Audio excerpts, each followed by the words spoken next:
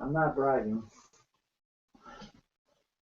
Oh, we're live. There we go. Yeah, caught off guard.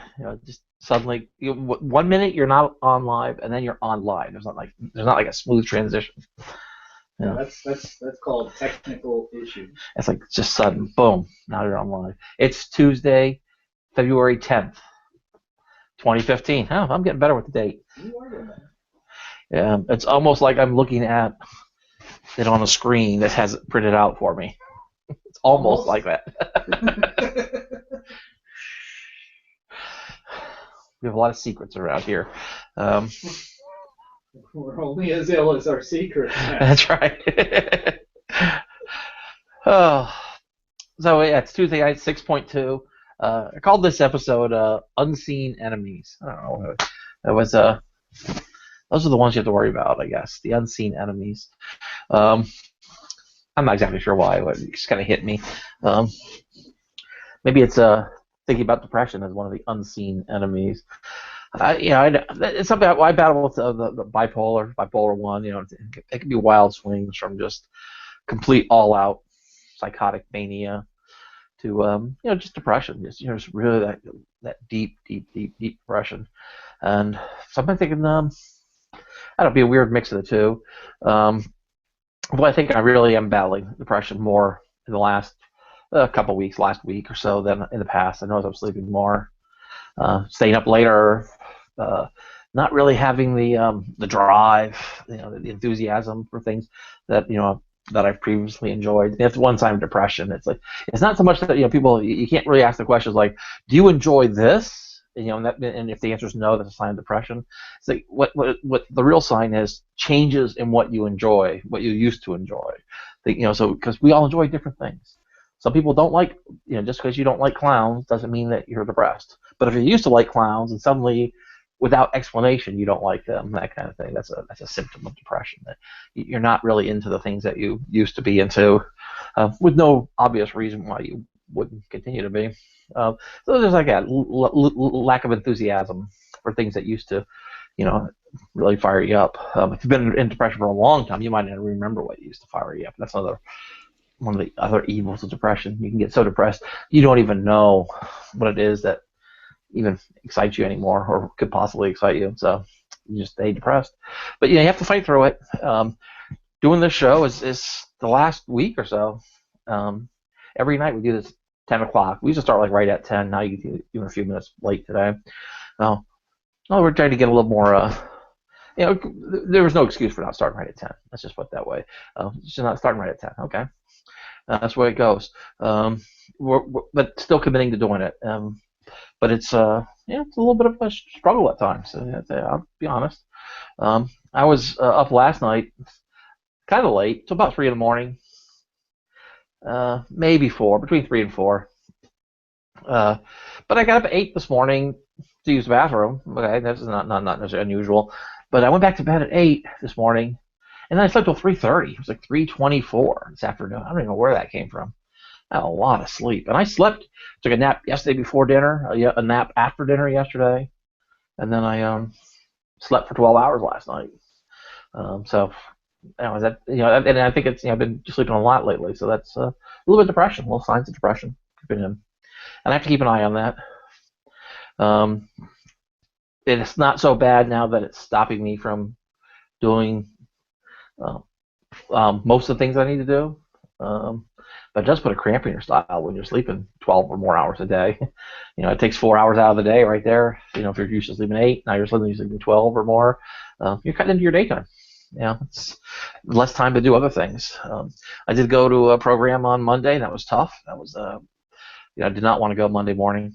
I was even talking to myself. I'm not going. I'm not going. I'm not going. And then, just at the kind of the last second, I was almost like just kind of willed myself. No, I'm gonna go, and then I'll just deal with it later. And I did. I don't want to. I'm glad I did. Yay! But just doing that doesn't make the depression go away. It just helps you get through the depression. It's something you have to get through. I have to get through at least. Continuing, I'm not feeding into it, so I'm not encouraging it. But I can't just it doesn't just go away because I want it to go away. I have to continue doing the things I need to be doing. I need to keep up with my meds and keep up with the other things that I'm doing, so I don't feed into it and make it any worse. And I'll get through it. So in the meantime, just just a struggle. And I'll do some of the things that I need to be doing, which are uh, this show is real helpful for me. One, it's an anchor, it gives me something to do, something to look forward to. But honestly, I've been looking forward to it less in the last week, and nothing to do with the show. I mean, but it's really that depression. So and I'll get back that back. So that's kind of a long introduction here to my to the show tonight. This is Random Thoughts with Random Access. I'm here, Dutch and Random. We got a picture of Crystal. Everybody likes to look at pictures of Crystal, so we put them up periodically for you guys to see. So enjoy. No, see, Crystal's really here. She's in the chat room with us. She just doesn't have her mic on or her camera on, and she's not typing in the chat room, so we only get the picture of Crystal. So, hey, Crystal, thanks for being here. 29 likes on the Facebook page. You can find us there. Just look for Random Thoughts with Random Access. Like the Facebook page. You can follow us on Twitter. We can talk about that when we get to the Twitter part of the show. So that was kind of like my little opening rant there about just kind of battling depression. That's the unseen enemy that I have to deal with. One of the many unseen enemies I have to deal with. What about you, Dutch? Can you does the title mean anything to you? Is it just a random title and you're wondering why you're here? I'm here to support you.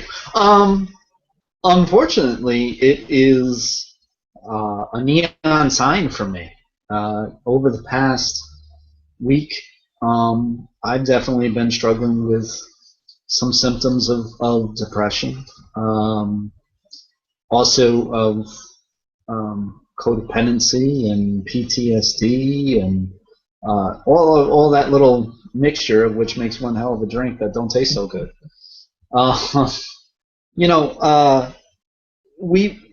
We've been doing this show for a while now, and we've been getting to the point as to where we have expectations a little bit more, and so I know that the two of us have had those times as to where it's like, no, man, if we can't do it the right way, then why do it? And that's not something that I think is uncommon, but for people like us who have we've made quite a contribution in our own right already to this world, we know that it can be done. So when we can't, or when we're struggling doing that, I think that it's difficult. But like I said, over the past week, it's been very difficult for me to do the things that I need to do, much less the things that I want to do. I don't know how long we're going to talk about this particular subject, but I've got stories that definitely relate to the unknown enemy. In which case, this past week, some things have happened regards to changing my routines. Some feelings have kind of changed towards things that I looked forward to. So I mean, I could definitely tell that there's definitely a difference than what it is that I normally would be. Like you, I'll get through it. It's not easy. At least I acknowledge it now. I'm aware of those feelings, those differences, and now I know that there are things that I can do to get through that day. And I've been doing that. As far as today, as you know, I was on the JGF network, the WIRN network, regards to PTSD, I could have very easily made it. As a matter of fact, I did. I had another engagement that I needed to be at. It was a snow date, and to change, and I could have not done that show. I decided against going to the other engagement because of the way that I felt, and instead I did the show, and I feel better for doing it. um, you know, that's a big difference compared to what it used to be like. Because when I used to feel like this, I either did one of two things. I either fed into it or I gambled and did my addiction to try to get out of it. So to do things differently, it's not easy. Matter of fact, it's very hard, but it definitely does have its advantages. Yeah. This getting through this and trying to fight through this is reminds me of my struggle with my addiction, which is alcohol. Um, I was a compulsive drinker for a long time, drinking way too much, way too often. And finally, and I managed at one point in time to get away from it for a while, but then I got back into it because I gave into it, and it's kind of like giving into the depression, which I don't want to do, and and that's what I'm trying to struggle with now, is not give in to depression. I don't have it recently. I haven't. It's been a long time, as I remember having to not give in to the drinking. Not that I've been sober for a long time. It's 1,425 days so far, so it's a fair stretch. But the last 1,000 days or so, it really hasn't been an issue with struggling with the not drinking. But the depression is a little bit different. It's struggling with the depression, but not giving into it. So it's like that craving to drink or craving to use, craving to gamble. You can't give into it because it's temporary. Cravings are temporary. And you can get through them. And knowing about your illness helps. Me knowing about my illness helps. Me knowing about my depression helps. Knowing that it's not forever. And one, it's not situational. That's and in some ways it's good, and in some ways it's bad. I mean, I guess it's not situational, so that I don't have to beat myself up over some situation that's making me depressed. I don't have to struggle to try and fix something to get out of the depression, so that I don't have that pressure on me. But then there's the waiting game. You almost have to just wait it out. It will lift when it lifts. And as long as if I don't give into it, because otherwise I can stay stuck there for a long, long, long time. But we mentioned it last night, and I've mentioned it even before on the show. But it's everybody you meet has a story that you know nothing about, and that's why we have to try and be a little bit more gentle with each other in public, especially gentle with strangers who you know absolutely nothing about. You know so little about it. You don't know what they're going through, but you think about things that you're going through in your life. They have stuff in their lives. And if you think about if there was ever a time in your life when you were struggling with anything, that might be their time now. So they might be in a situation that you know nothing about, and they could be struggling. But you know what? They're out in the public. They're out doing their thing. They're trying to get their stuff taken care of. They don't need the extra of somebody else coming at them, acting like they're not human, acting like they're not a person. Let's try and treat each other like people, treat ourselves like people, and treat others like people. And if we mirror the behavior that we want to see in others. That's another way of saying that. I'd like people to treat me nice. Well, one way I could do that, or start to do that, is for me to start treating people nice. I mean, don't wait for them to treat me nice. I'll treat them nice first. And if they don't treat me nice back, I recognize that they might be going through some tough stuff. I remember going through some tough stuff, and it was hard to be nice to people. When I was in the middle of it, it was hard to be nice to people. And, I could come off like a real asshole. And that probably still do. But it's I'm not trying to now. But in the past, I might have been trying to be like an asshole too. But that's because I was going through stuff that even I didn't really understand or couldn't explain, or I was lost. So now I'm kind of trying to put myself in a different place. And part of being in that different place is thinking about things differently. And when I think about things differently, then I can act differently. And then when I act differently, I can get better consequences. I mean, this is kind of the law of attraction that came up tonight when I know when you were talking on the on your show tonight about PTSD and the law of attraction. And we all have different maybe interpretations of how the law of attraction is working and what it's doing for us. But the basic idea, being at the core of it, is have a positive attitude about things. When you have a positive attitude about things, and then we can diverge here of what really happens, but everybody agrees that having the positive attitude about things is a good thing. I personally believe that once you have a positive attitude about things, you have that positive perspective, then you start noticing the positive things. Because whatever's out there is just out there. There's good and bad and neutral out there. But if you have a positive attitude, positive perspective. You start noticing that positive stuff. So you start gravitating toward that positive stuff. You start appreciating that positive stuff. You start embracing that positive stuff. And then when you do bring positive things into your life, positive things will happen to you, because you're going to be around positive people who are doing positive things, and you're all going to be noticing the positive things, and then it becomes sort of a self-fulfilling prophecy. It's, it's what they call a instead of a vicious cycle, they call it a golden cycle.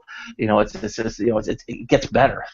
When things start getting good, they start getting better only because because they're better to begin with. Versus when you're negative about things, and you only notice the negative. When you're watching the news, and you see all those negative stories, and you let them bring you down. Okay. One, you're buying into their trap. They're telling you negative stories because that's what people tune in for. And if you had a good news channel, nobody would watch it. It doesn't matter how much good news is out there. No one's going to watch 24 hours a day good news. I remember there was a show on TV 30 years ago, maybe, and Deborah Norville, maybe, one of these people like this, morning. It was called Good News with. I think it was Deborah Norville. It was like an hour once a week, and the idea was like, let's just tune in and then we'll report the good news, and they did that, but nobody watched the show and it was canceled, because nobody wants to watch good news. Why don't we want to watch good news? I mean, part of it's evolution. We talk about this periodically about the negativity. Part of embracing negativity or gravitating toward negativity or noticing negativity is a survival tactic. It's the negative things in the world that are going to kill you, so you better be aware of them. That's just, that's from an evolutionary standpoint, that's true. We, with our level of consciousness, self-awareness, we can rise above some of those limitations of evolution. We can start saying, hey, I recognize that I need to be alert of negative things, but I don't have to let those negative things control my life. I can be, I can alter my perspective a little bit. Say, I want to look for the positive, because we live in a society. We take care of each other, or at least we should, and we could if we wanted to. And if we get into that kind of environment, you see people who live in those healthy communities are happier. Why are they happier? Well, part of it, they don't have to worry about the negative. They're not. The negativity is not going to. The negative things in the world are not killing them, so they can embrace the good things. So happy communities mean people can live happy lives. And so how do you have happy communities? Well, it's safety. Keeping crime down, whatever, keeping the neighborhood clean.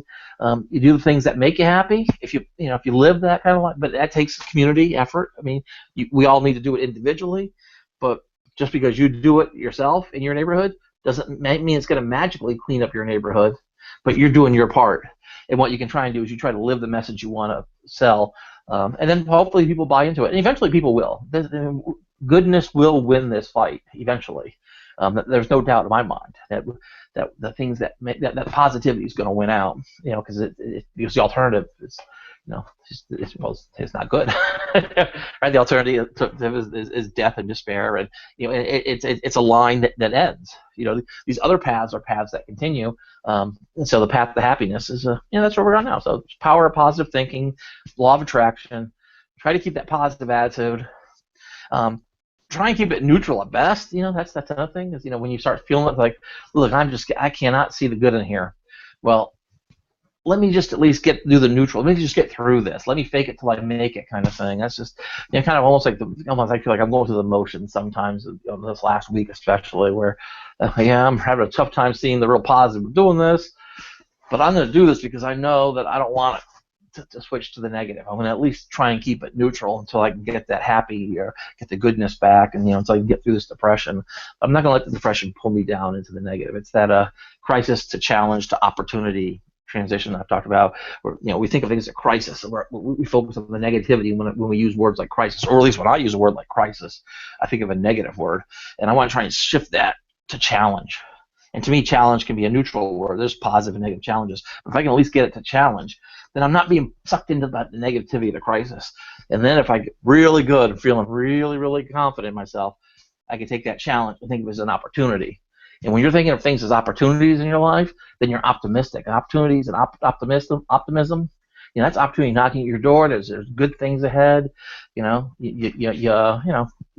that's the goal, is to keep it up there between opportunity and challenge. Keep it in there. Keep it in the air. Don't let that challenge beat you down to a crisis. And if I continue what I'm doing, and continue to do the things that I need to do, at least the bare minimum, I can at least keep a crisis from spiraling up and end up with another stay in the hospital. Um, and I've had my share of stays in the hospital, and they can go on for many weeks till I can get out of it. Okay, that happens. It happens to me at least. And I also have, it's almost like a little battle act I have within myself, is I love it when I'm in the hospital. Yeah. Yeah, I've gone in when I've been like really low, and I've gone in when I've been really high. I'm like bipolar. Both ends have sent me to the hospital, and in the depressing end, when battling the depression part, I loved it in that I was finally appreciating the help that I was getting the help that I needed. And when I was first flying on Mania, I just loved it because I was just wherever I was, man, I knew I was exactly where I had to be, and I was flying high. It's an amazing experience. But so I have very positive experiences with the hospital. But I know that's not the place I want to be.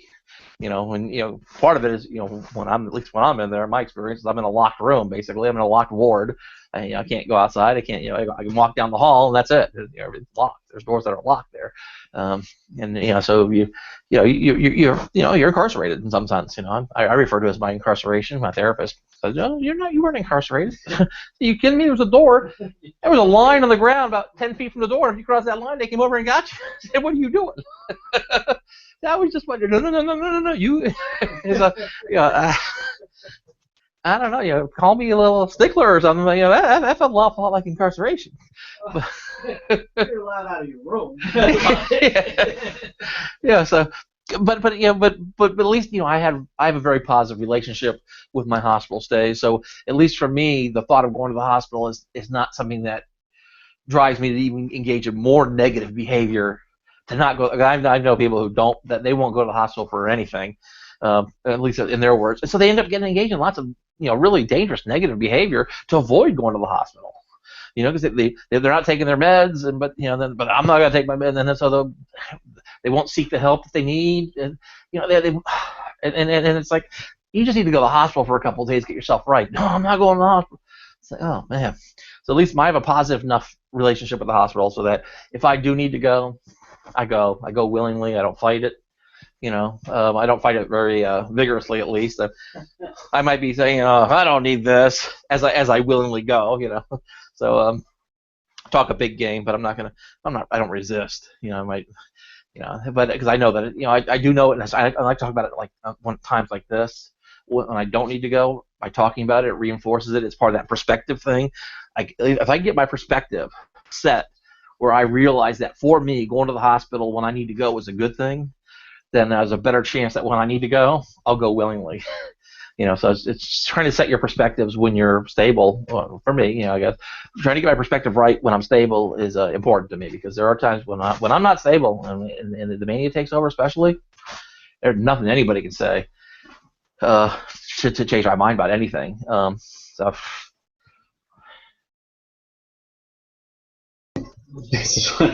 It's funny. You said a few things that caught my attention. I know what it's like to feed into the depression, so much so that when you're trying to get out of it, it seems as if, like we've talked about this before, I'm just digging faster in the hole. Yeah. I remember I was just before I made an attempt at suicide. I remember we went to Dover for a NASCAR race, and racing's in my family blood. I worked on, I was within a family of stock cars racing for 13 years, and so this was fun for me. This was like a life event that I enjoyed. I went with my father and his two brothers, as well as some other family that were there, that were extended family. We were in a $1.5 million house, that we rented, for 4 days or 5 days, whatever. And here it is. I'm at a NASCAR race, and you know me. I like lifetime experiences. So I mean, this is something fun for me. It's like I get to hear the motors running. I get to be brought back to my childhood type of thing and everything. And I'm a fan of NASCAR and everything. So to go here and to do it in a luxury way, you know, I should be over the top, but I wasn't.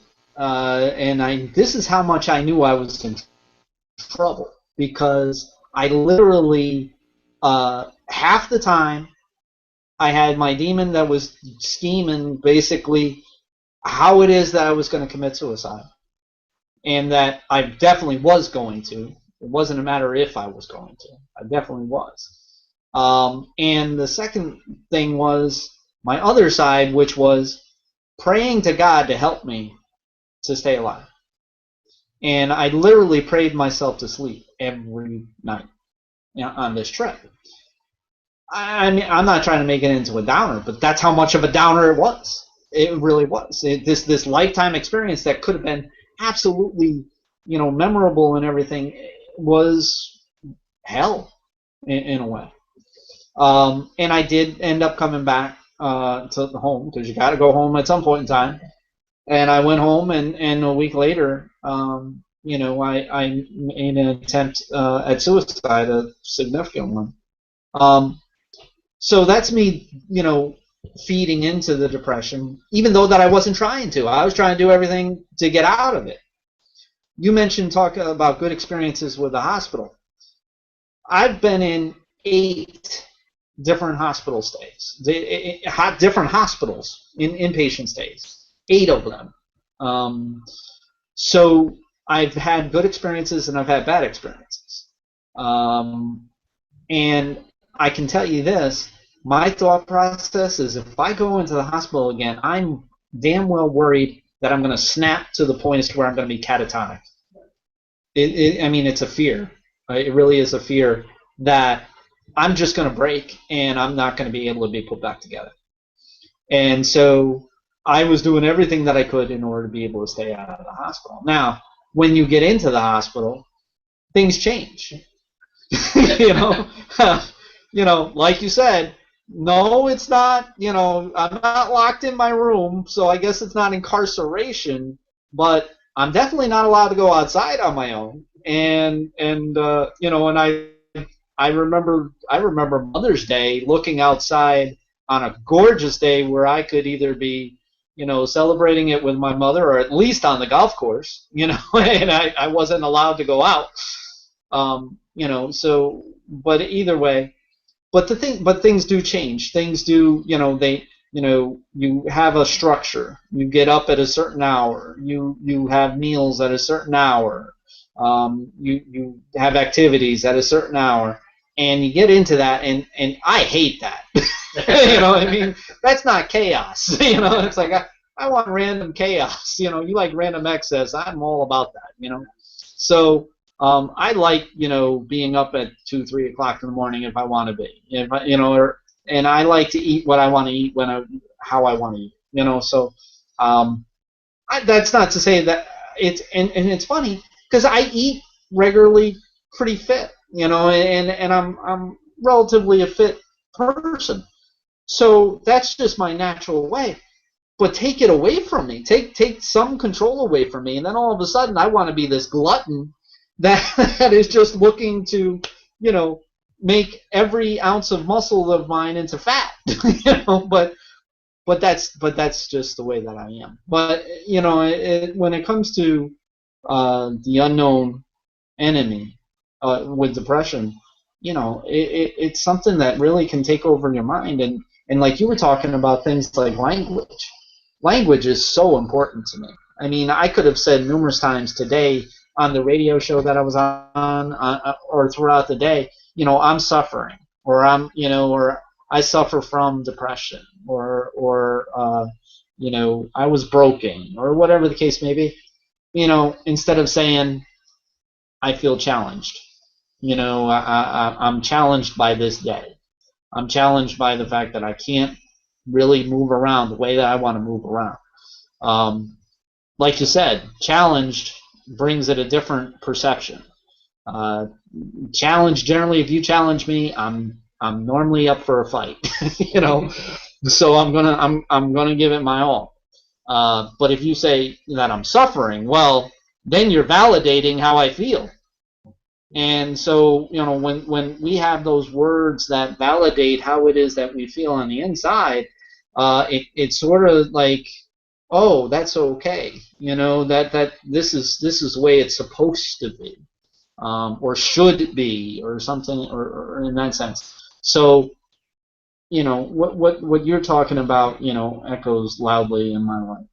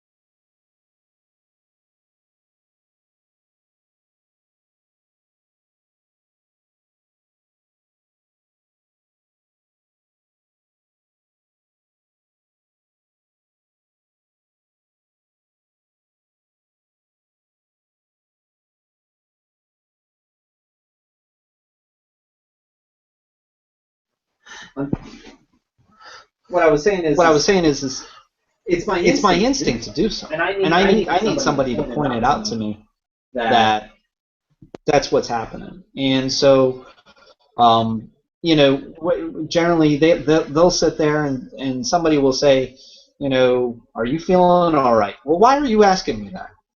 You know, because no, I don't feel all right, but I got to get going. I got to move forward. You know, and I'm thinking that fight. I'm thinking that, you know, got to keep working, got to keep working. And somebody's here asking me, are you feeling all right? There's a reason for that, because what I'm doing isn't working. And if anything, it's making it worse. But I only know to keep fighting. And so it's one of those things as to where it had to be pointed out to me, and I had to be made aware of it. So now when somebody says, "Are you feeling all right?" I'm like, "Oops," you know, I need to put that shovel down. You know? Yeah, that's that perfect example of at least when I hear that is the when I say the universe is always speaking to me, the universe is never lying. Sometimes I don't hear it, sometimes I don't believe it. Yeah, that's the universe talking to me. You know, are you all right? Are you all right? You know, and I have to slow down sometimes and listen to that. And say, you know what, that person's probably saying that for a reason. You know, and maybe I ought to consider that reason more than just like reacting to it. You know, having that quick emotional response. Of course I'm all right. What do you think? You know, I'm just gonna keep doing what I'm doing. Like, all right, you know. You know, again, they're just asking a question. They're not here to. You know, most people in the world aren't trying to fix you, and they can't fix you, in a lot of ways. It comes down to you. You got to be willing. You got to hear, and you got to believe when the universe speaks to you. When you get that message from your higher power, or however you want to think about it, when it comes up from inside of you, you have to be aware and ready for it. Which is why they tell you in addiction, you can't ever get anybody else to quit. They got to quit when they're ready, and those kind of talks. We had we got to look at Shane for an extended amount of time while I was talking. That's all right. At least you looked interested the entire time. No, it was only for a minute or two there. So, but here is this thing here. Why do we believe celebrity pseudoscience? This is here we're talking about kind of our experiences with the medical model. Listening to but we're echoing a lot of the things that they teach you. If you go to the hospitals, if you seek out therapists and you listen to what they say, a lot of what we're saying is what they'll tell you about, and that's coming from the medical model. I mean, that's evidence based, it's science based. It's just actually some damn good advice. Then there's the whole part with medicines and stuff, and I don't want to get into that too much right now.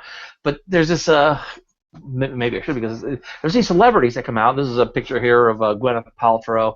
Apparently she was on the news in the last. I didn't actually read this article. I just saw the headline. I said, "Oh yeah, this getting a reaction out of me."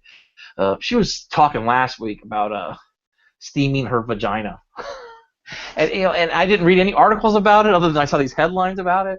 And I was like, I don't even want to know what that means, But yeah, she does it when she's like, I don't know, to relax, or maybe, I don't know, it clears out evil spirits. I don't know what it does for her. But there was a lot of doctors that came out and said, no, do not do this. I'm guessing there's the risk of, you could do a lot of damage to yourself if you start applying steam to your body. You could burn yourself severely, because steam is a good way to get burned pretty bad. So depending on how you do it, but it's just, she's one of the people who says, well, I tried this for me and it worked. And a lot of that stuff you should maybe keep to yourself. Crystal left when we brought this up. Oh, she's back. But there's a lot of these celebrities that talk about these different things that they try. The one that I have the most issue with was the vaccination girl, Jenny McCarthy. Because there's even a website. It's like the Jenny McCarthy body count website, and it's been around for 10 years or more. Where it's like the number of people who have probably died because they've taken her advice. It's kind of a parody website. It is a parody website. It's meant to be kind of funny. They're not actually accusing her of murder too much, but she's one of the people who doesn't want to vaccinate her children because she doesn't want them to get autism. Actually, she has one child with autism, I think is what it comes out to, and she blames vaccinations for it. And okay, I'm not here to question a mother's pain, and she's going to believe what she's going to believe about her child, but don't buy into what she's saying. There is, whatever she says. I mean, there's no doubt in my mind that yes, her children had vaccinations, and there's no doubt in my mind that she has a child with autism. But that doesn't mean the two things are related. At all. There is no reason that anybody thinks that they're related. She does in her life because that's what our brains do. It looks for patterns. It also it wants an explanation for this. Why do I have a child with autism? And she's just she's grabbed onto an answer and she's not willing to let it go. And then she's making she's not making the mistake, but she's sharing that with other people. Other people are making the mistake of buying into it. If you hear stuff like this from celebrities, from your friends and neighbors and stuff, you can nod your head. Your first thought ought to be, one, if it's just their personal experience, that might be just their brain fitting a pattern. If it is, two, if it's science, there's probably some research out there on it. And three, if there's not, then maybe somebody ought to do some research on it. But the reason we do scientific research is we verify that patterns that we think are there are actually patterns that can be counted on. They're not just sort of the face of Jesus in a cheeseburger, in a grilled cheese sandwich kind of pattern, where you look at it and go, oh yeah, I see the pattern. That's got to be Jesus's face, because what else could it possibly be? I don't know. It could just be grilled cheese. Maybe, I don't know. But our brain sees these patterns, and then we hold on to it, and they're very, very difficult to let go of. It's the Abraham Lincoln quote: "It's easier to fool somebody than to convince them they've been fooled." Or was that Mark Twain? I don't know. Either one. Somebody said it a long time ago, but whoever said it, it's certainly true. It's easier to fool somebody than it is to convince them they've been fooled. It is very difficult to convince Jenny McCarthy that her child does not have autism because of the vaccinations, because she has evidence. What's her evidence? Well, she gave her kids vaccinations and one of them has autism. and it's like that's not. But I'm sure that she probably got heard that from a doctor. Well, and again, there was one study, one time, and the guy ended up losing his license. He was driven out of the scientific and academic communities. The study has been pulled, but yet, and I should look his name. I'm pretty sure it was Whitaker. It was a W sounding name. But the guy, he falsified all his data. It was a lie. And it's like, and every study that's been done since then has shown there is that there's either zero correlation with autism and vaccinations, or some studies have actually shown that vaccinated children tend to have lesser incidence of autism. What's always a problem when it's really hard to get this out of these studies is there's confounding factors. The kind of person who would be the kind of parent who would give their child vaccinations might be in a completely different situation that is doing other things that make it less likely that their child gets autism, whether genetically or whatever. There's so many things that can come into play that any little tiny differences sometimes they're too hard to tease out. And but eventually that's what science tries to do. It tries to tease out these little things. It tries to open our eyes to things that are just patterns that we saw one time. Related to this is the thing is once is a coincidence, once is an accident, twice is a coincidence, 3 times is a pattern. So in science, the idea is you want to actually make sure that what you're looking at is a pattern in that sense. And if something just happens one time, your personal experience, say, well, that's just an accident, And if you can find somebody else who had the same sort of thing, now you're only talking coincidences. What you have to do is you have to do a detailed study that looks for the pattern. And one way to look for the pattern is you have to have controls where you're not like, I don't want to just look at, and studies like this are very difficult to do. But what they do is they keep us from falling into just believing patterns because we see a pattern. When you see a pattern, that's just a hypothesis. That's a question that you could ask, but you have to try and figure out what the answer is and not go with your gut, but actually do some sort of, you got to do some sort of studies on stuff like that. And celebrities are not doing studies. Gwyneth Paltrow did something, she steamed her vagina and she felt better. Okay, whatever happened, but does that mean that's the right thing to do? Well, one, you got to consider the fact that you're steaming yourself, and then, depending on what she's doing, and that's where these experts did speak up, gynecologists who I think they would know more than she would about steaming their vaginas, about steaming vaginas. So they've spoken up, and they don't agree with her. So, and I don't want to pick on Gwyneth Paltrow, and I don't really want to pick on Jenny McCarthy because there's a bigger issue a bigger issue here that I want to make, and that's just because somebody's a celebrity doesn't mean that they know anything about science. So I don't know why that has to be said out loud, but don't get your scientific evidence, scientific education from a celebrity. But we do that. We listen to people. We want to see patterns. When other people see them, we trust that they saw them. And then and it's not saying that that they didn't see the pattern. Again, saying that Jenny McCarthy, saying that calling her out is not saying that her kid doesn't have autism, and it's not saying that her kid didn't get vaccinated. I'm not attacking any of the facts of the case. But her conclusions are completely wrong. And how do you tell that to somebody? That's very, very difficult for them to hear because they think that you're calling them a liar in some senses. And it's not calling you a liar. Everything that you think you saw, you did see. Fine. But you're drawing the wrong conclusion. You can't draw that conclusion. You're making a leap there that you cannot make. And that's very, very difficult for someone to think. Because, I know that when I get well, whatever. But that's it's very, very difficult to get somebody to change their perspective. It's the I love all these little different quotes like this, and I should put them in a notebook, but I can't just say them out loud. But this is the Oscar Wilde one about if you're going to tell someone the truth, make them laugh. Otherwise, they'll try to kill you. Yeah. And that's the thing with Jenny McCarthy. If you want to try and get this through to her, maybe you got to be funny with her because, it's just, you're dealing with a mother's love for her child. I mean, how do you? And maybe it's best that I not try to convince Jenny McCarthy, but what I can maybe do is convince somebody, don't listen to Jenny McCarthy. Leave her be. She's dealing the best she can. But and if you don't want to give your kids vaccinations, that's fine too, up to a point. I think you should, but have a reason for doing it. Don't do it because of the autism thing. Try and have another reason for not giving your kids vaccinations, and then attack those points one by one, and you'll find out at the end of the day, I think, is that vaccinating your kids makes a lot of sense. It makes a lot of good sense. It makes sense for your kids, and it makes sense for everybody else's kids. It makes sense for everybody if you vaccinate your kids against measles. Okay. Now, I'm not saying all vaccinations, because I've talked about this before. Some vaccinations we just don't need to do. Don't vaccinate your kids against polio and smallpox. You know, you're putting them at more risk than any possible benefit that they could get, unless you're going outside of the country. Yeah, unless so and then that's what it always comes down to. I mean, there's going to be some sort of details there on the hairy edges, so it's hard to make blanket statements. But in general, especially when it comes to measles in the U.S., check with your doctor first, because your doctor can run a test, make sure your kid's not going to be allergic to measles. Yeah, so that as long as there's not a problem with them getting the vaccination from a medical standpoint, as prescribed by a doctor, as found by a doctor, and you can even get a second opinion if you're not happy with the first one. But generally speaking, most people can get measles shots, and people who can get them should get them. It's good for everybody.